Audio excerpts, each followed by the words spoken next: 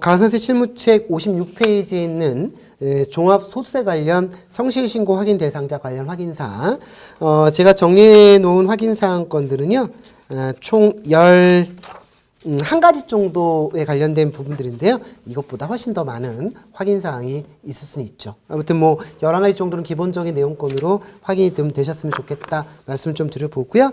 이 성실신고 확인 대상 관련된 종합소득세신고 시 유의사항 핵심 정리는 저희 가산세 실무책 265페이지부터 290페이지까지 관련된 신고 서식 관련된 내용들도 실어놓긴 좀 했거든요. 거기다 구체적인 숫자도 좀 적고 이랬으면 좋을 것 같긴 한데 아무튼 거기까지는 못했고요. 뭐 그런 것들은 나중에 개정판 낼 때 다시 한번 고민 한번 해보도록 한번 해보고, 자 그러면 이론적인 내용들은 뭐 다른 교재 등등등으로 확인하시면 뭐 될 것 같고, 11가지 확인사항건들의 언급을 좀 한번 해보면, 첫 번째, 성실신고 확인 대상 기준에 해당되는가? 성실신고 확인 대상자 여부는 업종별로 해당 연도 수익금액 기준으로 판단해야 합니다. 이렇게 해놨었잖아요. 그래서 이제 장부기장 판단할 때 복식장부나 간편장부냐, 추계신고할 때 단순경비냐 기준경비냐는 전년도 수익금액 가지고 확인하는데, 성실신고 확인 대상자이냐 아니냐는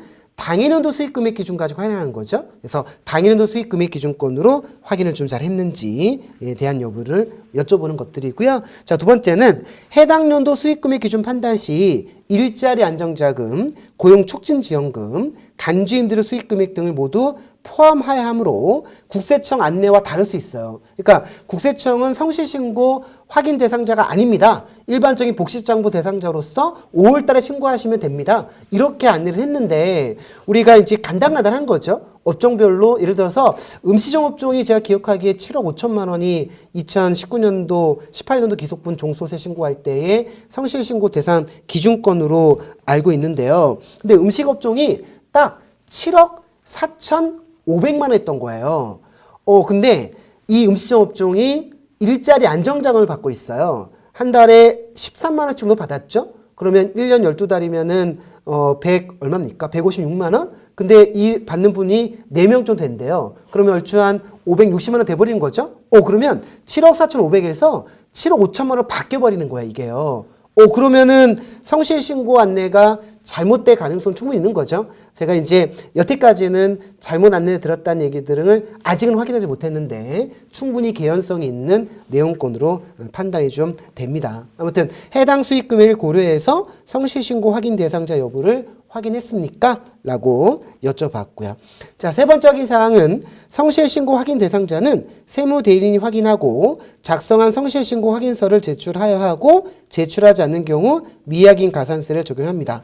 해당 확인서 제출했습니까? 라는 거죠. 전자신고할 때 당연히 들어가긴 할 건데 서면신고할 때 혹시 누락될까봐 성실신고 확인서는 당연히 제출이 되셔야 될 것 같습니다. 당연히 제출될 거라고 의심이 없는 사항으로 판단되긴 하지만 아무튼 확인 한번 하셔서 전자신고 등 할 때 당연히 쫓아 들어갈 거고 서면신고할 때도 누락됨이 없이 잘 첨부해서 제출하셨으면 좋겠습니다.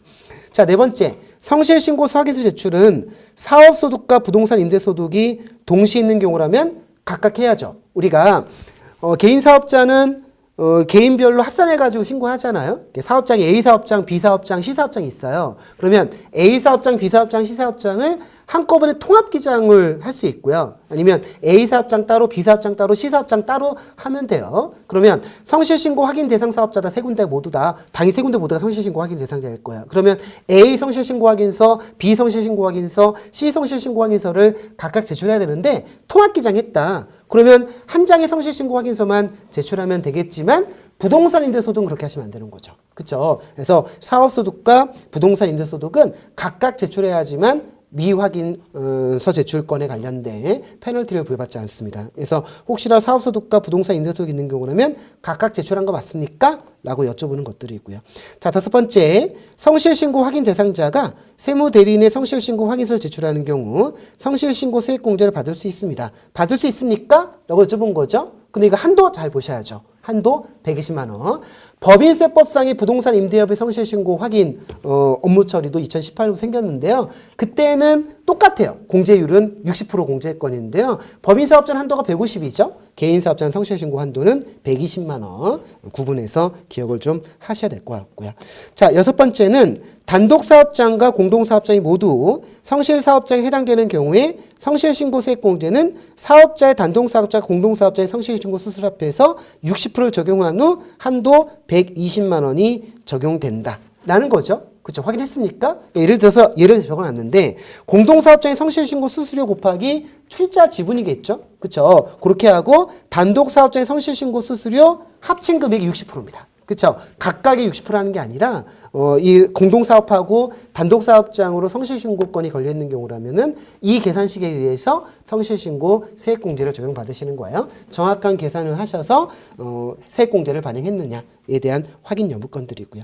자, 일곱 번째, 성실신고 세액공제를 받은 사업자가 해당 과세연도의 사업소득 금액을 과소신고한 경우로서 그 과소신고한 사업소득 금액이 경정된 수정신고 포함인데 사업소득 금액의 100분의 10 이상인 경우 세액공제액을 전액 취직한 후에 경정이 속하는 과세연도의 다음 과세연도부터 3개 과세연도 동안 세액공제를 허용하지 않습니다. 그러니까 예를 들어서 2016년도께 걸렸어요. 2016년도 거에 성실신고 세액공제를 받았는데 2016년 수익금액이 10% 차이가 나버렸다고요. 그래서 2016년도에 수정신고나 과세등의 경정결정을 통해서 세금을 부과받은 거죠. 그럼 그때 2016년도 기속분에 성실신고 세액공제 받은 세액공제 금액은 모두 다 추징당하는 겁니다. 일반적인 뭐 신고불성실권의 건하고는 다르게 전액 추징당하는 거예요. 자, 그런데 그걸 언제 하게 됐느냐? 2019년도요. 그러면 2019년, 2020년, 2021년 성실세액공제를 못 받는다는 뜻인 거죠, 이거요. 그렇죠? 그런 사항이 있겠느냐? 뭐 이런 내용입니다. 그래서 일곱 번째 사항은요, 굉장히 의미가 있는 확인사항권으로 예측되고요. 자, 여덟 번째, 성실신고 확인세액공제는요, 농어촌 특별세, 최저한세에 해당되지 않으며 결손으로 공제받지 못한 경우 5년간 2월 공제는 가능합니다. 그런 부분들을 확인해서 업무 처리를 했는지를 여덟 번째 사항으로 여쭤봤고요. 자, 아홉 번째, 성실신고 확인 대상자는요, 의료비, 교육비, 월세액이요. 2019년 1월 1일부터 신고하는 분부터 월세 세액공제 받을 수 있죠. 물론 각각의 요건 충족이 다 있는 거예요. 각각 요건 충족에 대한 부분들을 확인했습니까? 라는 부분들을 여쭤보는 내용들인 거고요. 확인 여부들은 예상 답변은 예. 일반적으로 의료비 공제 못 받아요. 워낙 그 사업 소득 금액이 크다 보니까 의료비 지출액보다 마이너스 빠지는 금액들이 훨씬 더 크기 때문에 아마 공제 안 될 것 같고요. 교육비는 받을 수 있죠. 그래서 이제 교육비 같은 거, 월세도 거의 뭐 없지 않을까. 뭐 이게 이제 성실신고의 소득 금액이 뭐 4천만 원, 뭐 6천만 원 이하일 경우에만 받을 수 있는 뭐 그런 내용인 거잖아요. 이것들이요. 그래서 이제 그런 것들이 거의 아마 불편하지 않을까. 그래서 아마도 교육비 공제 쪽만 적절하게 잘 받으시면 되지 않을까 생각이 좀 되긴 하는데. 아무튼 관련 내용을 확인했습니까? 라고 여쭤보는 것들이고요. 자, 열 번째 사항은요. 성실신고 확인 대상자의 의료비와 교육비, 월세세액 공제는요. 농특세 최저한세에 해당돼요. 그러니까 제가 교육비 공제는 받을 수 있을 것 같습니다. 라고 말씀을 드렸었잖아요. 교육비 공제 받으면 조특법상 관련된 내용권이거든요. 그러니까 최저한세에 당연히 해당되고요. 농특세 내셔야 된답니다. 농특세. 그거 놓치지 않겠습니다. 농특세와 최저한세에 해당되는 분들은 반드시 검토하실 거고요. 농특세 세금 납부 별도로 되셔야 된다는 거. 그러니까 종합소득 신고서에 농특세 표기하는 곳이 있죠. 농특세 관련된 서류 제출하시고요. 그런 내용들이 종합소득세 신고서에 잘 표기돼서 농특세 세금 납부가 될 수 있도록 업무 처리 되셔야 될 것 같고요. 공제받지 못할 경우에는 2월 공제는 불가합니다. 성실신고 확인세액 공제는 2월 공제 가능한데 교육비 세액 공제는 불가하다라고 보시면 될 것 같고요. 11번째 확인사항은요. 성실신고 확인세액 공제와 의료비, 교육비, 월세세액 공제는 2017년까지는 일부 사업장만 제출할 경우에는 공제가 불가능했어요. 2018년도에는요. 일부 사업장, 예를 들어서 A 사업장 성실신고 확인서 제출했고요. B 사업장은 얼마 안 된 것 같아서 그냥 성실신고 확인하지 않았다고요. 그러면은 성실신고세 공제 등등등을 못 받았었는데 2018년 기속분부터는 일부 사업장만 제출한다 할지라도 공제 해주겠답니다. 그거 확인해서 공제 받았습니까? 라고 여쭤보는 내용인 거죠. 자, 11가지 항목들인데요.